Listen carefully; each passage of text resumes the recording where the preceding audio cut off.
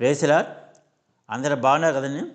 ఈరోజు వాగ్దానంగా ఈరోజు ఉదయకాలంలో అందరూ కూడా మార్నింగ్ లేచి దేవుని వాగ్దానం కనిపెడుతున్నారు కదా.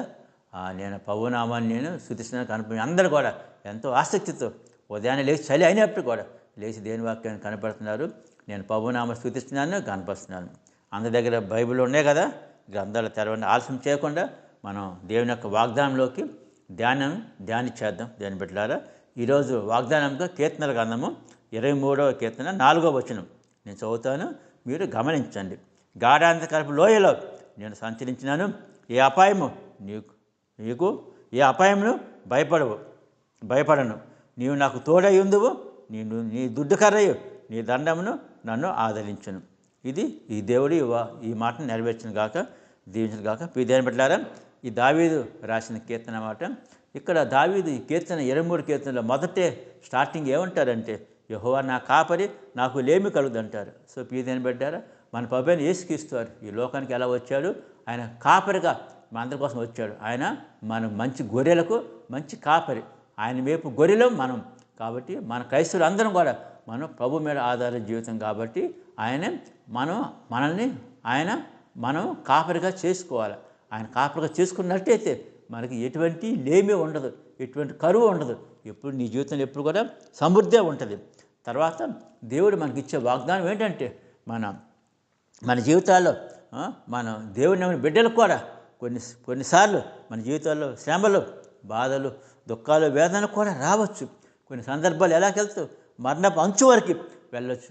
నా జీవితం అయిపోయిందండి, ఈ వ్యాధి నన్ను తినేస్తుందండి, అలాగే అప్పుల సమస్య నన్ను బాధిస్తున్నాయండి, అలాగే అనారోగ్యం నన్ను క్షీణించేస్తుందండి అని నువ్వు మరణం అంచు వరకు వెళ్ళావా? దేవుడిచ్చే ఒక నిరీక్షణ ఏంటంటే, మీ జీవిత ప్రయాణంలో కొండలు, లోయలు, ఎత్తు పల్లాలు ఉన్నప్పటికీ మన ప్రభువైన యేసుక్రీస్తు ఏమంటే, ఆయన నువ్వు కాపరిగా చేసుకుంటే గాఢాంధకారం మరణపు అంచు వరకు వెళ్ళినప్పుడు కూడా దేవుడిచ్చే వాగ్దానం ఏంటంటే, ఆయన యొక్క నమ్మిక ఏంటంటే, ఒక నిరీక్షణ ఏంటంటే, ఏ అపాయము నీకు సంభవింపది, ఎటువంటి భయాలు నీకు రావని చెప్తున్నాడు. దేవుని స్తోత్రం చెప్తుంది దేని బిడ్డలారా. అలాగే అటువంటి అపాయ స్థితిలో ఉన్నప్పుడు కూడా దేవుడు ఏం చేస్తున్నాడు? ఇటు మాట ఇచ్చేయండి. దేవుడు మనకి ప్రభువుని యేసుక్రీస్తు నీకు తోడుగా ఉంటా అంటున్నాడు. ఐ యామ్ విత్ యు అంటున్నాడు. దేవుడు మనకు తోడుగా ఉండి ఆయన దుడ్డుకర్ర నీ దండం నన్ను ఆదరించినట్టు. ఇక్కడ దేవుడు మనకు తోడుగా ఉండటం కాకుండా ఇంకొక వాగ్దానం ఇచ్చాయంటే, ఆయన ఇచ్చే ఒక ప్రొటెక్షన్ ఏంటంటే, దేవుని యొక్క ప్రొటెక్షన్ అని ప్రణాళిక నిరీక్షణ ఏంటంటే, నీ దుడ్డుకర్ర నీ దండం అంటే దేవుని వాక్యము, దేవుని మాట, దేవుని కృప. మన ప్రభువైన యేసుకి ఇలా వచ్చాడు. ఆయన కృపాసత్య సంపన్నుడు కాబట్టి ఆయన ఎటువంటి ఆపదలు కానీ, గాఢక లోయలు వెళ్ళినప్పుడు కానీ ఏ భయాలు నీకు సంభవించదు, ఏ అపాయం నీకు రాదు.